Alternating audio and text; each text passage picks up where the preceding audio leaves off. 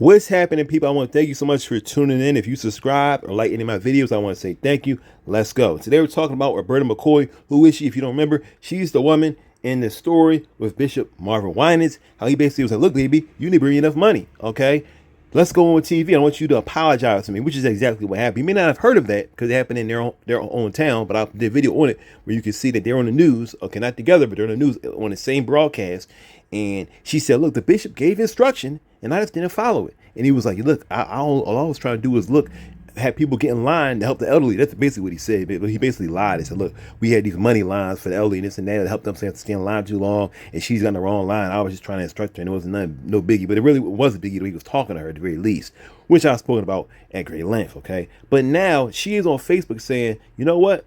I feel like I've been used. Check this out, okay? She says here, this is her official Facebook page, which I'm reading off of, and she says, it's like I'm turning invisible now. I'm no longer useful to them. I served their purpose. I was only damage control. They wanted to protect the name, protect the brand. Their cause of quote-unquote concern has stopped when the media quote-unquote storm stopped. I see that with wide open eyes now. They turn on me. They blame me. Now it's all my fault. They say I'm the one that owes Pastor Winans an apology. They say I need to grow up. I need to be an adult about this. My heart is broken. I'm fading away. My big heart for people is shrinking into a shallow heartbeat. I can hardly hear my own heart beat anymore. I'm becoming someone I don't know. My heartbeats are slower now. I'm fading. Can you still see me? Question mark. I was Roberta McCoy. Who am I now? Question mark, question mark, question mark, question mark. Can you find me? Do you see me? Question mark. Where am I? My beautiful soul has been replaced with this broken soul. Where am I? With another question mark. Where is my life? Can you find me? Can you see me? Can you find a remnant of me left? I can't see myself anymore through these tears. Can you see me? Am I totally invisible yet? This feels like an out-of-body experience. This feels like a nightmare stuck on the repeat button. Can you still see me? I am turning into a shadow. The light in my eyes are dimmer. I am fading. Can you see me? Question mark, question mark, question mark, question mark, and probably 11 more question marks. The first comment, I am praying for you, dear sister. This is what happens when a false prophet enters the pulpit. This is what happens when a false prophet enters the pulpit. Boy who says she's been attacked online since that video began spreading. You're the woman in that viral video. Right. He did not rebuke you. He absolutely did not rebuke me. Now, there's a difference. There was a correction because let me clearly state that Pastor gave instruction on the lines to get into. I was calling because the whole church was giving, and it was our day of giving, and the whole church was coming, and we didn't want people standing, the mothers and all that, so I was calling them by increments. And we had someone that had given out of before, and I corrected it, and I told everybody to listen and come when you call, and that's all that was. Am I totally invisible yet? This feels like an out-of-body experience. This feels like a nightmare stuck on the repeat button. Question mark, she writes. Okay, but you see there, he had her defending her. Now, do you think that she just happened to go on the news when he was on the news? Absolutely not. They called her. They said, please, we need you to come on the news to clear this mess up. As he, out of his own mouth, said, if he's telling the truth, with the first comment that he said there was someone, and he tried to whitewash it so it wouldn't sound bad. He said there was someone basically that came up and they didn't bring enough money. That's basically what he was saying. And they were in the money line with the wrong amount of money, like she was. Okay, because they wanted, I believe they wanted 2,000 and she brought in 1,200. Okay. And then slumping a economy like this, that's a ton of money to bring $1,200. In a slumping economy, when people losing their food stamps and all kind of stuff. And she's bringing you $1,200 to help you build a huge building that's going to be yours and not hers. Okay. And you're pulling this from people that are poor and barely making it. Okay. You know that she had issues making it because she literally said when she gave that money, he said you need to bring 2,000. She didn't say, oh, let me change the check to 2,000. She said, I'm gonna work on that. Meaning that she didn't have the money, but he didn't care. He said, oh, that's not what I say. He replied with anger and vitriol at her. Okay. Well, he was saying, look, at the end of the day, somebody else came before, did the same thing, and I was mad. I was already in my feelings, and I was already upset because somebody else made the same mistake. That's all that was. I was just mad. Okay? And he couldn't see how he was treating her. And look what she's saying now. Now, you just saw the video, and I just play. I'm not making this up. Okay? And I wish to God that I can make more positive videos about the church. And I put one up about a pastor just recently, okay, about how they pause a lot of giving to give to people with the food stamps and so on and so forth. People needed money because their food stamps were cut off. So he said, look, we're going to take the church money and give it to that instead. Okay. So I try to make more positive videos, but I had the reporters. I just saw it pop up and I said, you know what? This is ridiculous. I went on her page and as I read it to you just there, y'all, that's the first time I read that. And it's worse than I could have even thought of. That she's saying here, they turned on me. They blame me. With 3 exclamation marks. Now it's all my fault. And this is not a hit piece against Sister Roberta McCoy. I'm not trying to attack her in any kind of way.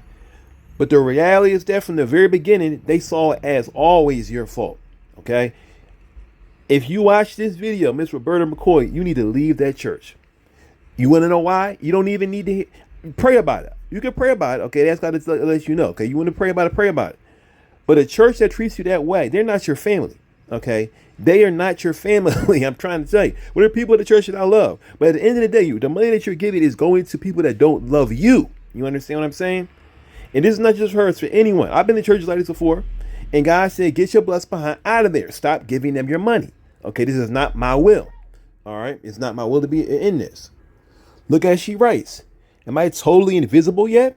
Question mark. This feels like an out-of-body experience. And I know how that feels when you realize the people who I thought were my friends. I'm not saying that she doesn't have any friends at the church, okay? I'm sure that she does. But sometimes you have to pack up your stuff and go. And turn a page in your life, okay? I remember years going to a church. I said this a few videos back where my girlfriend went to, okay? And I joined the church with tears in my eyes. I joined that church. All right. True story. Tears in my eyes. I joined the church. That gave the pastor, the bishop, a hug and everything. All right.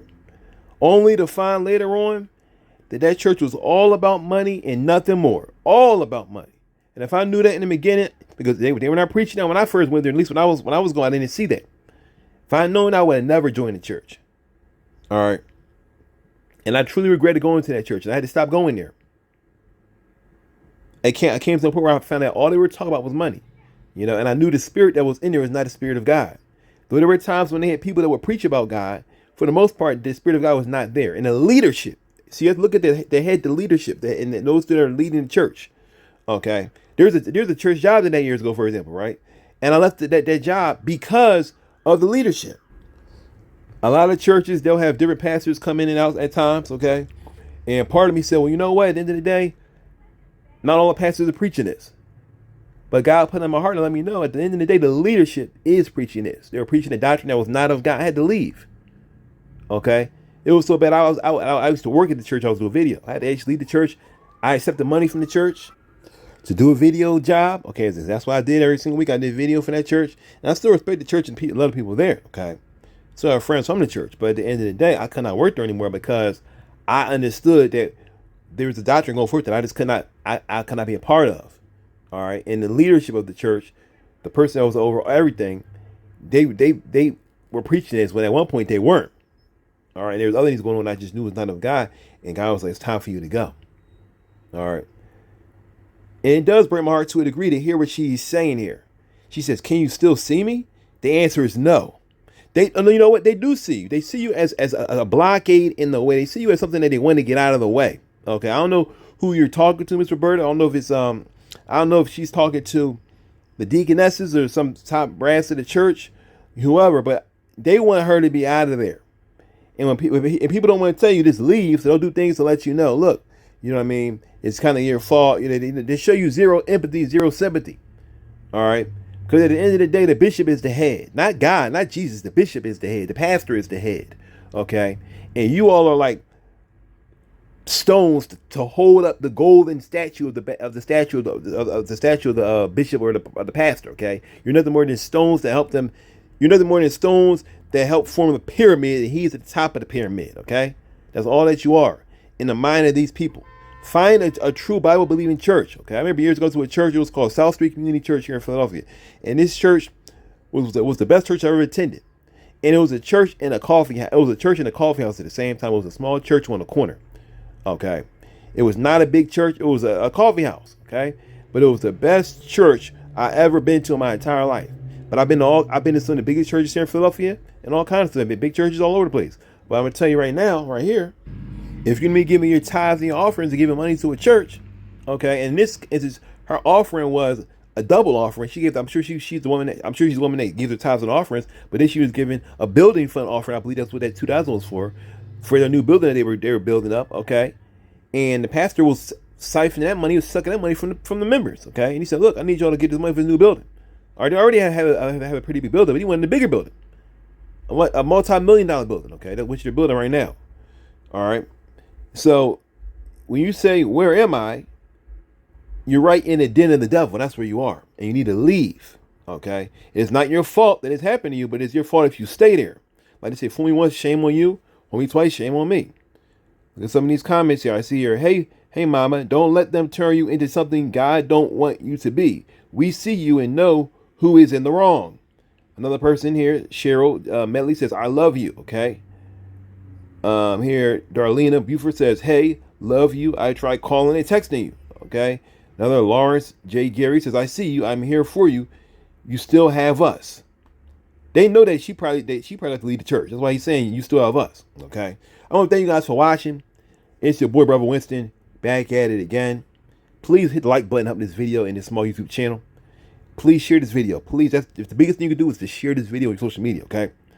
Thanks for watching. God bless you. Peace.